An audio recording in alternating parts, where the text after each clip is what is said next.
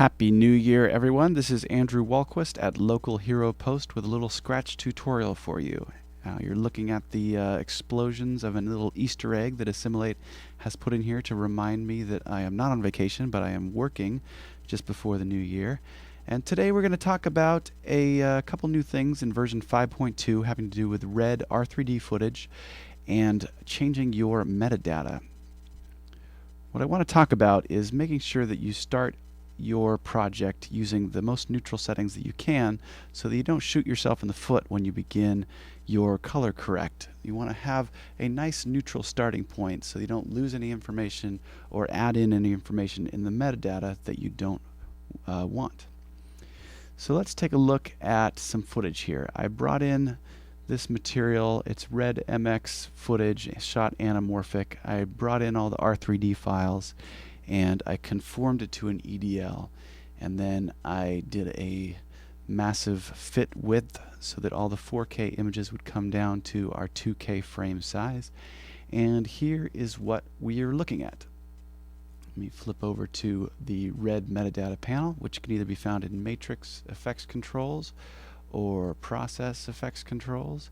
And there's a General tab and a Color tab. And this is the way that the red R3D raw footage is being interpreted before it is passed over to Scratch's color system. So essentially you want to make sure that these settings are set up so that Scratch can do the best job possible when it's its turn to do the color correcting. So here's what we have based on what the camera settings were. Red gamma is our gamma curve. Red color is our color space conversion. We're going to leave that alone. Our color temperature Kelvin was set at 5600 and our ISO was at 800. Those are generally the things that we are starting to look at when we're doing a metadata color correct pass. So my first things that I'm looking at, I don't like how bright it is, and I also don't like how orange it is. So before we do any actual color correction in Scratch, I want to change these settings. Let's look at the histogram. Here it is. We got a lot of crushed highlights right here. Now we don't want to have crushed highlights when we're going into Scratch. We want to crush the highlights ourselves if we want to and not let the metadata do it, but let Scratch do it. So let's try to flatten this out a little bit. One of the first things we like to do over here is take down our gamma curve a bit. Red gamma is about a 2.6 curve, but we like this Rex 709 curve for now until something better comes along, which is a 2.2 curve. It's a little bit flatter. You can see it brings my highlights down into a little bit more manageable, so they're not as crushed, and I have more room to change the curve the way that I want to when I get into my color correct.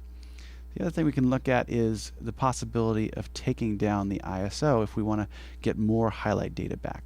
Let's check a look at what 640 looks like. Yeah. We've got a little even more going on here in our whites, so if we want to get back more of that white detail, we could. So let's say that that's what some of the settings that we're interested in. Now if I went over to the Scratch side, let's look at the matrix. I'm going to go to curves, and I started to grade with this image. You would start to see, okay, I want to set my curve. I want to kind of crush the blacks and get the highlights. You'd start to say, wow, this is very orange. So either you can battle that in the Scratch side, or you could try to start from a better position with your metadata. Let's go back to metadata here. I'm going to reset this first.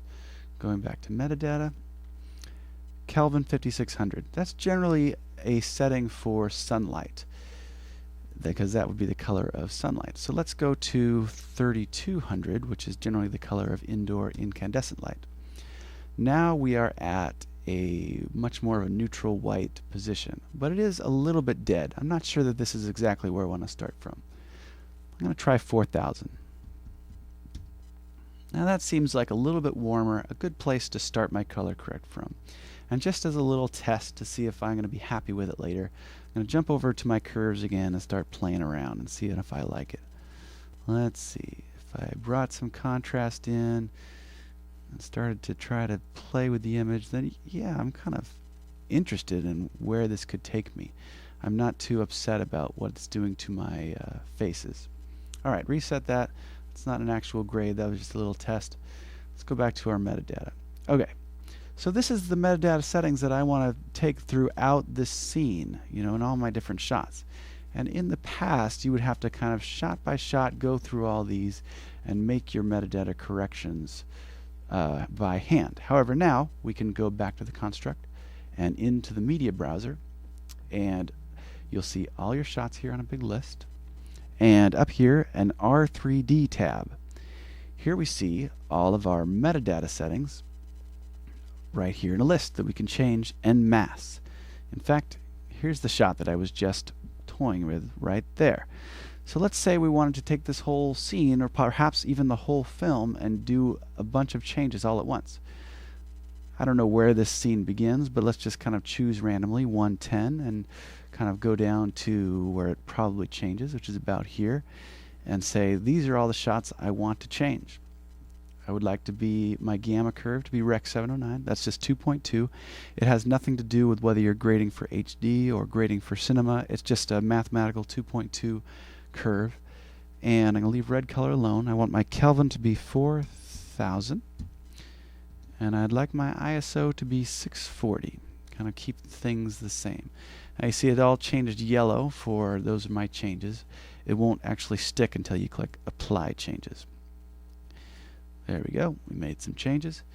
It's going to take a second here, and then if I go back into my timeline or my player and look at the shots around it, then everything is looking the way that I set it with my metadata. So now I'd be ready to start grading this scene. But let's say you're going through the rest of the film and you said, okay, let's do this stuff as well. There's some outdoor stuff and it's very blue. Let's look at our metadata settings. Once again, let's try Rec 709. Histogram looks like I have plenty of space. I'm not losing any highlights anywhere, so I'm not going to mess with the ISO. But I am going to mess with my color temperature and try 7000 just to warm it up. There we go. That's a little warmer.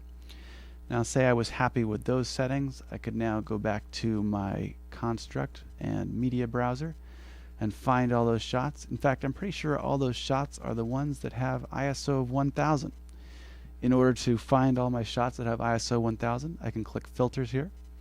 Once you have that selected, select your 1000. Oh, there's all my shots that have ISO 1000. Now I can select all these, change to Rec 709 curve, leave my ISO alone, change my Kelvin to 7000, apply changes, and then I should be ready to go to grade on that scene as well. There we go. It set all those shots to the settings that I was interested in. So there you go. That's a metadata pass, setting things to a very neutral look so that when you go into Scratch and do your actual color grade, that you're starting from a good position and you don't have situations where you're losing shadows or losing highlights that you don't want to lose, and you don't have situations where you're gaining colors that you don't want to gain. So this is Andrew Walquist from Local Hero Post signing off. Have a great new year, and thanks for using Scratch.